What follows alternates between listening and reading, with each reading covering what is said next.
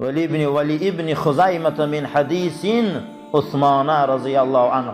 از برای ابن خزیمه روایت بود است که حدیث حضرت عثمان روایت کردیان. من توضع، پیغمبر صلی الله علیه و سلم گفتیان هر کسی طهارت کنه فاسبغ الوضوء، طهارت خوشرو کنه، به سوی نماز 5 وقته بیایه، با همراهی امام 5 وقت نماز ادا کنه، غفر له ذنبه، خداوند تمام گناهاش میبخشه. آمین. هر کسی که قطعی امام بیا 5 وقت نماز میخونه.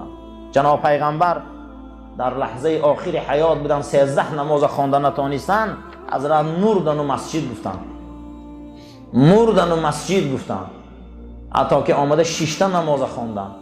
در یک روایتی دیگه مادرمان عایشه میگن حضرت میگه چارقاوک از خانه من میبروردن، سرشان از خانه در خانه من بیرون میکردن، میدیدن که پدر و مردم در امامی داره. حضرت میگن که نگاه میکردم چشماش پوری آب میشد که من ای جماعت دیر موندم و همین درد از دنیا گذشتم. پیامبر ما مسجد گفتم مرد، پیامبر ما مسجد گفتم مرد. پیغمبر ما برای مسجد گریه کرد. علی را گفت در پشتت منو بردار علی، مسجد بر. در راه حضرت علی میگه 2 بار 3 بار طهارت حضرت میشکست، با آورده طهارت میکردن به مردم شد. پیامبر ما مسجد گفت. بنیاد مسجد باید تقوا باشه، بنیاد مسجد باید خدا ترسی باشه، مسجد در دروش باید از خدا و رسول گفته شود، از اخلاق و تمیز گفته شود. وقتی پیغمبر صلی الله علیه و سلم میبیایند قدم میزنن در مدینه، اولین بار مسجد بنیاد میکنن، نامش قبا. نامش چی بوده؟ قبا. مسجد قبا را بنیاد میکنن.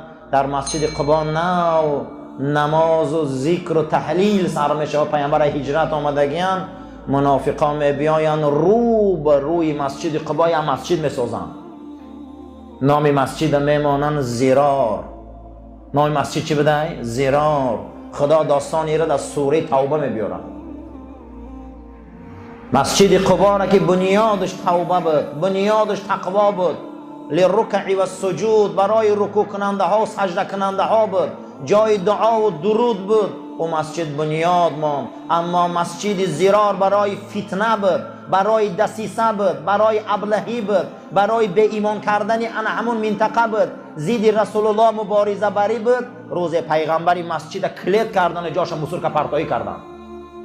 مسجد باید جای تقوا باشه، مسجد باید اساس ایمان در اوجا گفته شود، مسجد باید برای هدایت باشه، مسجد باید همین گونه باشه که یک آینه باشه که مردم نگاه کنه خشو راست کنه. مسجد این خیلی جایه. این فرهنگی حضرت ابراهیم ای که او مسجد ساخته. 10,000 سال شد این مسجد ها بنیاده. دعا کرده هر کسی که یک چراغ در مسجد گریان میکنه، رسول اکرم گفت خداوند در گور و چراغ گریان میکنه. هر کسی که در مسجد یک خیشت میمانه، روز قیامت تمام مال و پول حساب میکردیان. وقت در مسجد اگر پول آدم دادگی باشه همون می آمده است، خدا میگفت ایر حساب نکنی برای من دادگی است. برای همین مسجد گناه هم میریزانه، مسجد گناه هم میسوزانه، مسجد ما را راست میکنه، مسجد ما را چیکار مسلمان میکنه. مسجد غیر منافق کسی بد نبینه. والله مسجد کسای بد میبینن که اونا اهل زرارن. منافق آمدن رو بروی مسجد قبا مسجد کردن، زید پیغمبر دسیسه ها بردن. مسجد جای علم، مسجد جای فرهنگ، مسجد جای حقیقت، مسجد جای هست که اینجا باید انسان سازی. از این منبر هزارها هزار انسانی در گناه غوطه زده و رمیده و جهیده و حیوان مزاج با واسطه این منبر انسان شد، آدم شد، ره در آمد، رمکه در آمد، پدرش حرمت کرد، مادرش حرمت کرد، زن و کودکش حرمت کرد، فرزنداریش دانست، حلال دانست، حرام دانست. مسجد که نو جای گنده می شود. این مسجد بسیار آدم بسیار چی یاد گرفتن، هزارها هزار گپ یاد گرفتن، خداشان راست کردن. صدها انسانی رمیده و انسانایی که ای رمکه انسانگری بیرون بودن در این مسجد راست شدن. یک تشمی بوده هر کسی مسجد می آمده او جنت می رفته، گناه نداشته، پاک میشته گناه. حدیث ابو هریره روایت کرده که رسول اکرم صلی الله علیه و سلم فرمودند صلات الرجل فی الجماعت، نماز مرد در جماعت چنان زیاتی و دوچند می شود از نمازی در خانش می خواندگی. گفتن چند قدر زیاد میشه یا رسول الله صلی الله علیه و سلم؟ و فی سوقه، در بازار می خواندگی، در کوچه می خواندگی، در کارخانه می خواندگی. این گفت نماز جماعت فضیلت و فضل داره، چند درجه داره؟ گفت هر یک رکعتش 25 درجه داره. و ذالک انه اذا توضأ فاحسن الوضوء. شما اینو فهمیده؟ هر کسی که این دید اگر طهارت خوب کنه بعد از او برای به سوی مسجد، مقصدش همین بده باشه که من نماز میخوانم در مسجد، مقصدم همینه. هر آینه قدمی که میزنه، قدمی که میبرداره، پروردگار درجه این مرد مسلمان بلند میکنه. هر قدمی که میزنه خطاگیاش میبخشه. هر وقتا که این نماز میخوانه ملائکه ها میبیاین همیشه بر او دعا میکنن. در داخل نمازش ملائکه ها میگفتین که خدایا ای بنده تا رحم کن. ملائکه ها میگفتن که پروردگارا ای بنده تا رحم کن. و همیشه اگر این بنده منتظر نماز در مسجد شینه ملائکه هم دعاها را دراز میکردین. هر کسی که منتظر نماز در مسجد میشینه که من نماز خوانم با جماعت، ملائکه ها با دعاهاشون دراز شدن میگرفته که خدایا رحمش کن، خدایا مغفرتش کن. ملائکه ها معصومن، ملائکه ها گناه نمیکنن، نفس اونها قبولن. خشا به حال آدمی که برای جماعت غم میخورن. در یک روایت دیگر آمدگی بوده است که میگن اللهم اغفر له، خدایا این بنده تا مغفرت کن. بار پروردگارا ای را به توبه رسان. مادامی که این بنده اگر مردم آزار نته بعد این نمازاش، آدمی خوب شوه، اهل هدایت شوه، درباره بیهودگی و بی‌معنیگی دیگر گپ نزنه، آدمی واقعی بعد این نمازهای جماعت شوه، این انسان دیگر گناه نداره. اما بعد این رو با همه کاراش سر کنه با گناه آمدن میگیره. ولی مسلم من حدیث ابن مسعود، امام مسلم حدیث ابن مسعود روایت کرده رضی الله تعالی عنه، جناب پیغمبر گفتند که مگر خداوند در هر یک قدمی مسجد بیا ثواب می نویسه، درجهش در جنت بلند میکنه، گناهاش می سوزانه، گناه نداره دیگه. هر کسی که مسجد دوست می داره او فرزند ابراهیم خلیل الرحمن است. زیرا که کعبه را کی ساخت، بیت المقدس کی ساخت، دو تا قبله که برای موحدان کی ساخته داد، برای مسجد کی غم خورد، مسجد دروازه هاش کی کشاد. مسجد این فرهنگ هر مسلمان است. مسجد این اثبات توحید است. مسجد این اکادمی رسول اکرم است. مسجد این انوریسیتی رسول اکرم است. تمام علمای ما ای مسجد برآمدند، تمام کلاسیکای ما از مسجد برآمدند. ما یگان کلاسیک نداریم ای زمان رودکی تا زمان عینی از مسجد ندرآمده باشند. همه اینا از مدرسه های اسلام برآمدند، همه اینها از مسجد های اسلام برآمدند. برای آن همین کسی که مسجد دوست می‌داره نسل آن همینا است. مسجد هیچ محل انسان کج تربیت نکرده. مسجد کی می‌دراین؟ الا الخائفین. کیا مسجد می‌دراین؟ کسایی که از خدا میترسند. کیا مسجد می‌بیایند؟ کسایی که از خدا پروا دارند. کیا مسجد می‌بیایند؟ اینها ملت ابراهیم خلیل الرحمن اند. کیا مسجد می‌بیایند؟ اون کسایی که ابلیس غمگین میکنند. هر کسی که در کعبه مکه سجده میکنه قبله ده، هر کسی که مسجد دوست می‌داره وای فرهنگ ابراهیم خلیل الرحمن زنده کرده. هزارها امپراتورها از بین رفتن، هزارها امپراتورها نصف شدن. اسکندر با این امپراتوریش نصف شد، مغول با این ظالمیش نصف شد. هزارها هزار مسجدها کلوبخانه ها شد، اما روزه شد فرهنگاشون نصف شد. اما فرهنگ ابراهیم خلیل الرحمن 10,000 سال بنیاد مسجد ها. این مسجد 10,000 سال میشه و کعبه را آن روز کسی پرست نبود.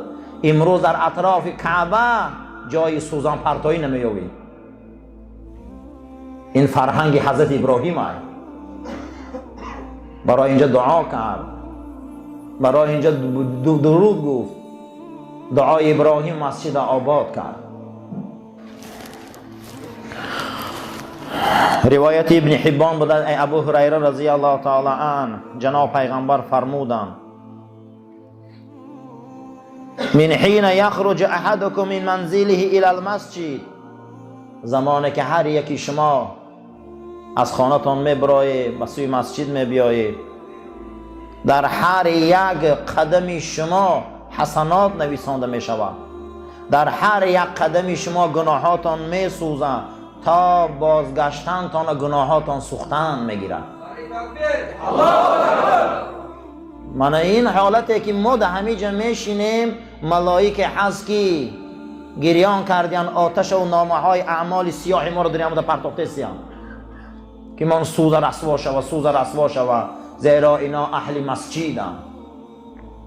در زمانی هارون الرشید قسم میخوره که با زنش طلاق قسم میخوره. هارون الرشید خلیفه عالم اسلام میگه زنش خیلی جنجال میشه، میگه در همین زمان کجایی ده که من راهبر نباشم تا اگر همو جده شینی تو به من طلاق قسم میخوره. هارون الرشید دنیا در دستش بود، همین فکر میکنه که یگان جای دنیا نیست که راهبر نباشه، کجا برای میزن شد فرزنددار و همین فکر میکنه، میگن یگانه آدم قاضی ابو یوسف ای کارو باید حل کنه. حضرت قاضی القضات بدیم، شاگرد حضرت امام ابو حنیفه، و میگن چیکار کنیم؟ میگن خل قسم خورده خلیفه، زنی حضرت میبرد در مسجد میشیرونه. میگن این مسجد خانه خلیفه نیست، این خانه خدا است. یک سوتکه میشینه و از طلاق چی میشه و ساقط میشه. این مسجد خانه خدا های قسم به خدا. این زمینای مسجد وقف الهی هم. روایت ها میبیاره که 40 سال پیش در مسجد از جنت ملائکه ها در زمینش خاک آورده میزدیم. این مسجد زمینش صاحبش خدا های. در دنیا نمون میشینه میگه اینجا در هارون الرشید خلیفه نیست، دنیا در دستشان باشه، این مسجد ها میگه خانه خدا هم. تو طلاق نمیشه اینجا شین.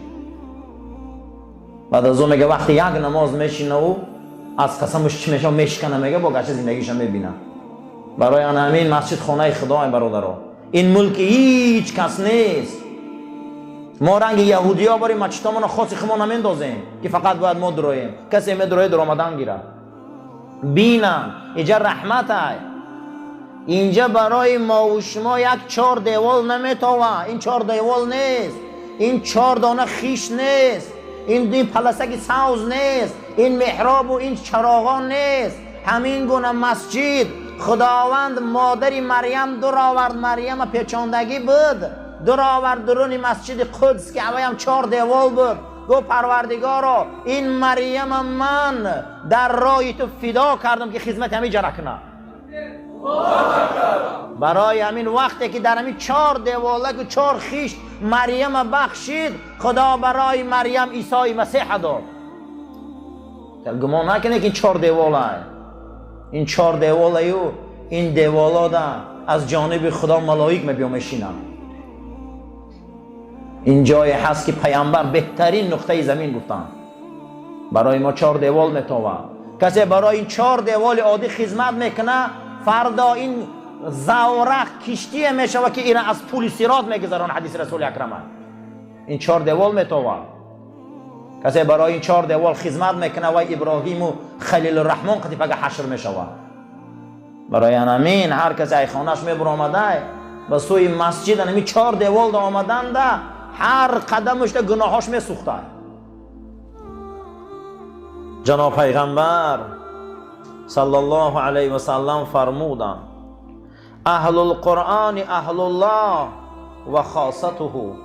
کسی قرآن حفظ کردگی با او قرآن عمل کردگی حافظ قرآن این اهل الله این اهل خدا بوده، خاصتا جدا کرده های خدا بودن. یا در این زمین جدا کرده های خدا این حافظای قرآن بودن که اینا رو خدا جدا کردگی، اینا رو پروردگار کلامش در روح و روان اینا جا کردگی، خداوند کلامش در بدن اینها جا کردگی، اینا را اهل الله میگن. اهل الله کسایی هستند که اینها حافظای قرآن هستند.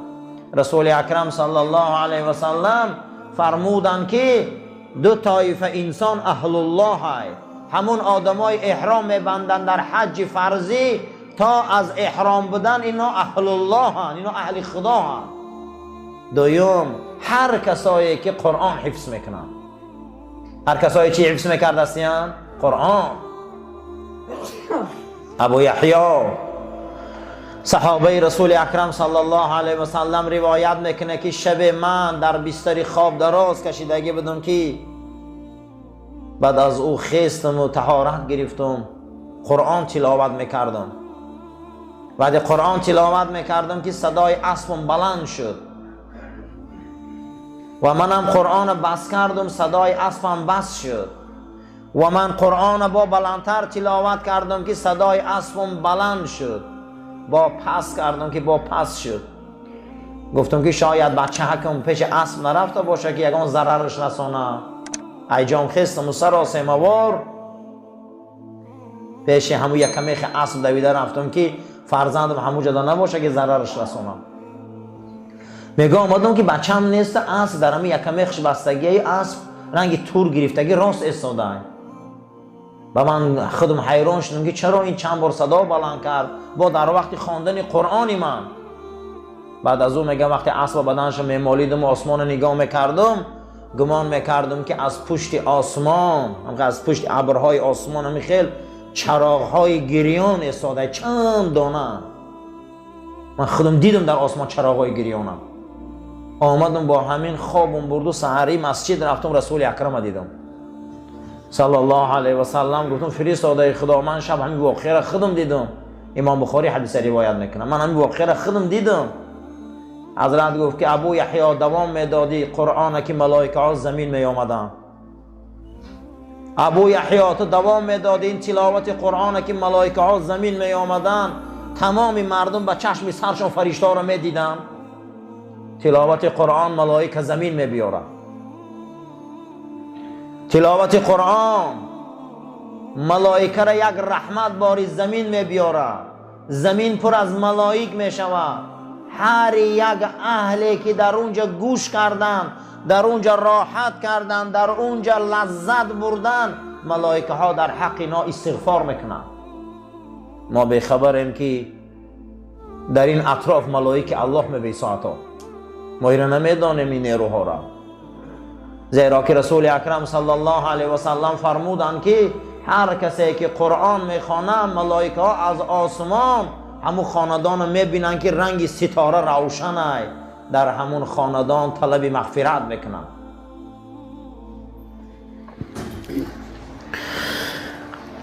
خداوند در سوره مدثر 2 مراتبه میگه فقرؤوا ما تیسر من القرآن، فقرؤوا ما تیسر من القرآن.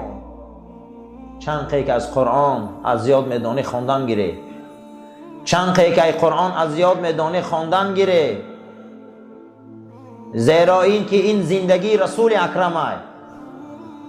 صحابه های پیغمبر در خرسندیشان هم قرآن میخواندن، در زیقیشان هم قرآن میخواندن. حتی که یکی از صحابه های رسول اکرم عبدالله ابن ابی سلول وقتی که رومی ها قپیدن در داخل همون ترمه های روم بود، از پیغمبر تعلیم گرفته بود که هر کسی در زندان سوره یوسف زیاد خوانه پروردگار او را آزادی میبیاره. اگر آزادی هم نتیشه در ترمه یک راحت میتیشه که رنج زندان نمیکشه. میگه من همین سوره را میگه زیاد در همون داخل زندان میخواندم، روز از روزها بود که خالد ابن ولید آمد و در حالت گفت و شنید ما را از زندان خلاص کرد. من به برکت سوره یوسف خلاص خوردم. قرآن این برکت داره، قرآن این زندگی ای، قرآن خواندنش رحمت ای، قرآن این خواندنش یک رحمت هست که قلبای سیاه ما را روشن میکنه، دعاهای ما را قبول میکنه، ملائکه از آسمان به زمین میبیاره، چهره ها را نورانی میکنه، روح نورانی میکنه. از همش میل خوشنودی خدای. این درجه را خدا برای اهل قرآن داده. هر کسی که امروز یک ورق از این قرآن نخونه وای بر حالش. هر مسلمانی که هر روز قرآن خوانی نداره وای بر حالش. هر مسلمان قرآن خوانده نمیتونه وای بر این مسلمانیش. این ماه قرآن های، این ماه عزت های، این ماه هست که این امانت رسول اکرم های. یا علی علا ادلکم بکلمت. علی خبرت کنم به یک کلمه که قلبا را میلرزانه و ما را زیق میکنه.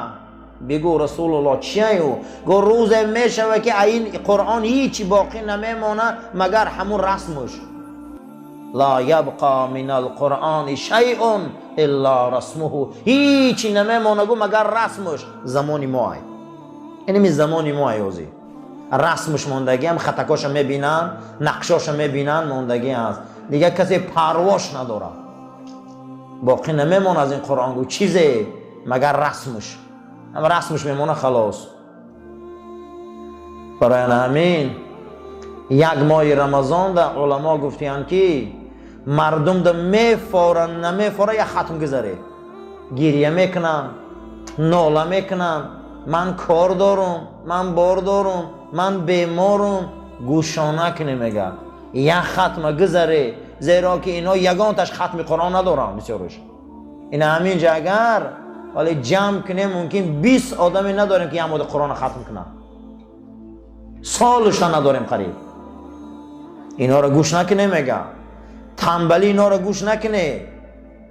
ای تنبلی و شکم چرانی اینا نترسه. میگه خصوصا فقه ما حنفی ها میگه کسل و تنبلی و ناله قوم میکنه، میگه کردن گیرن شما یک ختمه گذاره.